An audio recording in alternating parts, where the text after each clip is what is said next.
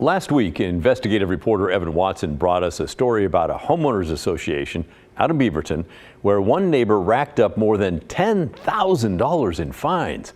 That person tried to oust the board president, but then the HOA board changed the bylaws, making that ousting pretty much impossible. We heard from many of you who are also frustrated with your HOA, but we also got a lot of feedback from people who said, whoa, hold on now. HOAs are not all bad. One of those viewers happens to be a longtime realtor and HOA president herself, and she wanted to share her perspective. Evan met with her this week, and he also just heard from the attorney who represents the HOA board in Beaverton. He joins us now with an update. I talked with Helen Leek. She's been a realtor for 36 years and president of her neighborhood's HOA for 5. After seeing our story, she looked up the bylaws for the Cooper Mountain Estates HOA in Beaverton. She said those bylaws are an outlier, not representative of what she's seen for decades.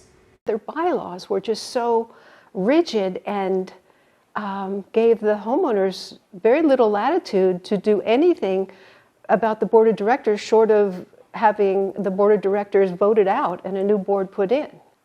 Deeply weighted to dictatorial as opposed to community grassroots. When it comes to the bylaws and the power that the board of directors had, you said that the Cooper Mountains Estates was higher than anything you've really ever seen? Yes. Now, every HOA is different, of course. Developers come up with their own codes, regulations, and bylaws. Leek told me she was a bit frustrated that our story last week didn't share the good that HOAs can do. HOAs really can be a very good thing for homeowners if the HOA is run well, has good governing documents, and people are involved. If people are not involved, then you're not going to have a good HOA. A home is one of the biggest investments someone's going to make, and especially in Portland, where the price of homes is so expensive.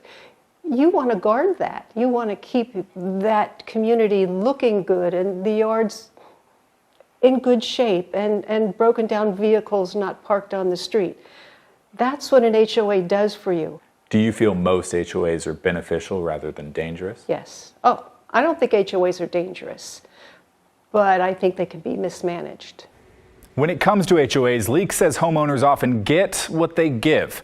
She knows it takes time, but she recommends going to the board meetings, clearly expressing your opinion, getting neighbors involved, and staying active in the process throughout. And of course, for new homeowners, reading the HOA documents that are in that title report. Now, I also talked with Chris Tingey, an attorney who represents the Cooper Mountain Estates HOA board. He said the rules there were designed by the developer years ago, and he disagreed that they're too favorable towards board members. In looking at the bylaws themselves, and we're talking only about the bylaws, they appear to be a pretty standard set of documents to me. Tingey said there are people in the neighborhood that appreciate what the board is doing.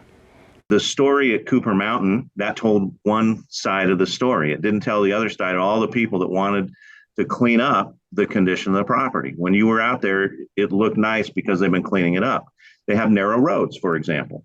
And so the parking issue is we need to get cars off the streets. We need to get them in garages and in driveways so that it's safe and habitable and that there aren't problems because only one car can go down a crowded street. And so covenants do that. They create these responsibilities. They create these restrictions to allow the property values to maintain and go up. That was Evan Watson reporting. Thanks, Evan. Coming up next.